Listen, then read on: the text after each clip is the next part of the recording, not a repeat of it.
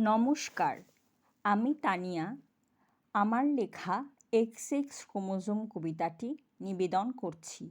এই কবিতাটি বর্তমান পরিস্থিতির ওপর রচিত। সেই যে মাতৃগর্ভে বেড়ে উঠেছিলাম এক মাস করে, হাত পা মুখ নখ ইত্যাদি নিয়ে, কিন্তু গণ্ডগোলটি বাঁধল তখন নিম্নাঙ্গে যোনি গঠিত হলো যখন। আমার আগমন হলো সেই মাতৃর যোনিপথ দিয়েই। বাড়তে লাগলাম আমি, ভারী হতে লাগলো বক্ষস্থল। মাসিকের নামে তুই ওরু দিয়ে বেয়ে পড়ে রক্তিম ধারা প্রতি মাসের সঠিক তারিখে। একদিন নাকি ছিন্ন ভিন্ন হব বলে পাখির মতো ডানা ঝাপটেছিলাম। ধর্ষণ বলে চিৎকার করতে লাগলাম বলে উঠল লোকজন, ধর্ষণ? ও মা, ও কি?